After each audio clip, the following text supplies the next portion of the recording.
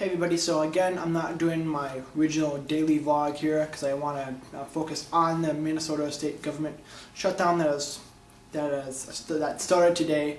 I will be doing vlogs starting again tomorrow, but I just want to take this time to address the current situation with the Minnesota shutdown. So I just got off my computer with, I wasn't with them, but I sent emails to my representative, House representative and senator down at the Capitol, and pretty much I told them what I'm about to tell you. First of all, I told them that I was disappointed in that they could not come to a deal before the deadline, and that I wasn't blaming them specifically, but because everyone is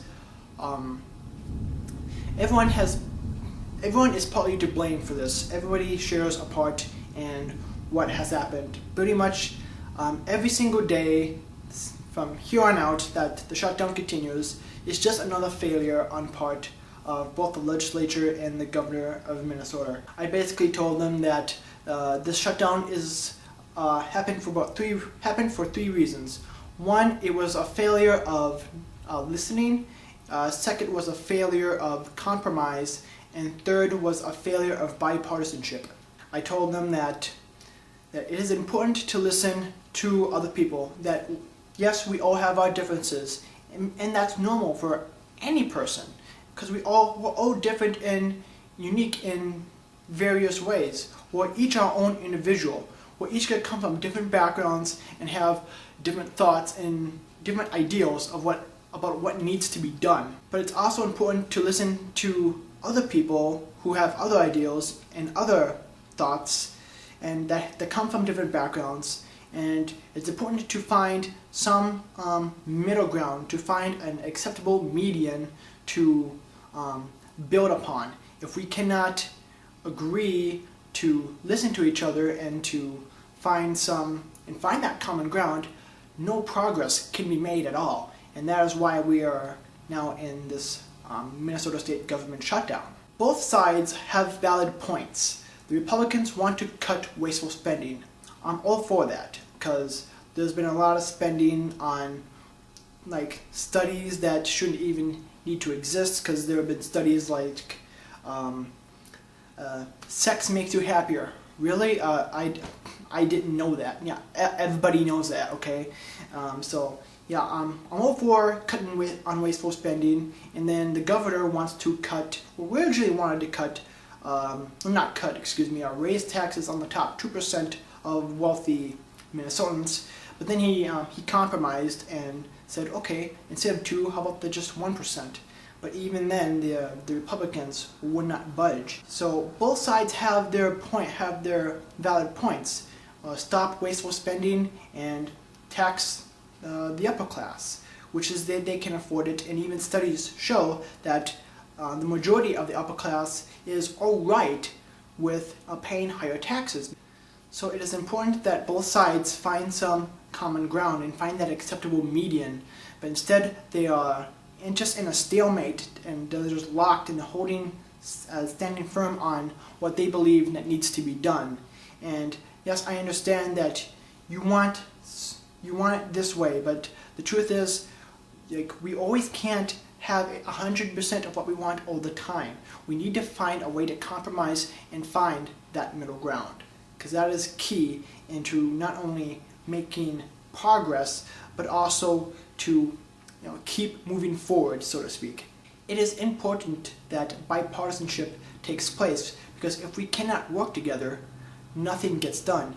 What you end up is with all this bickering about who's right and who's wrong, and now we are here in a state that its government has now shut down, and many services, parks, and assistance programs, and just you name it, these programs are no longer available to us, or certain facilities have been closed because of the lack of bipartisanship. I told them that when it comes to working together, that it should be like a family. I described where I work.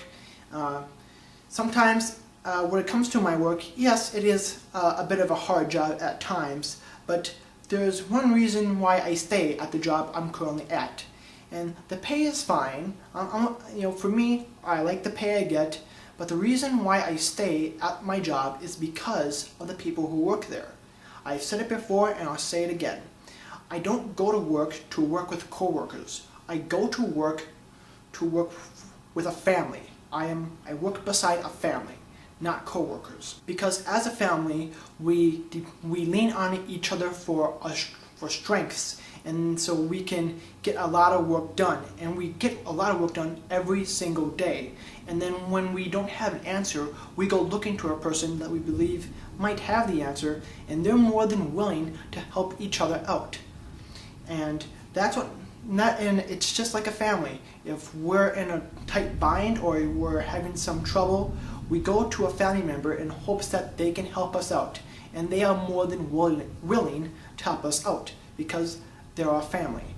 So a lot of work can get done as long as they work like a family, because I know that a lot of work can get done and a deal can be made as long as they work like a family, because I see it every day.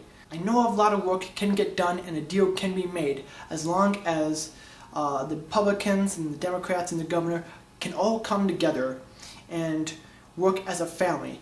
Because when I go to work and I work with my family, we get work done all the time. We always meet our deadlines and we get the job done.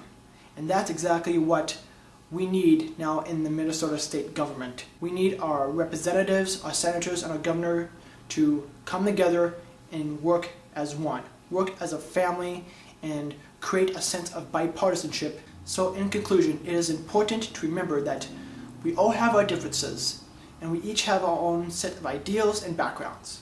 But we need to compromise and listen to one another to understand what is important and what needs to be addressed.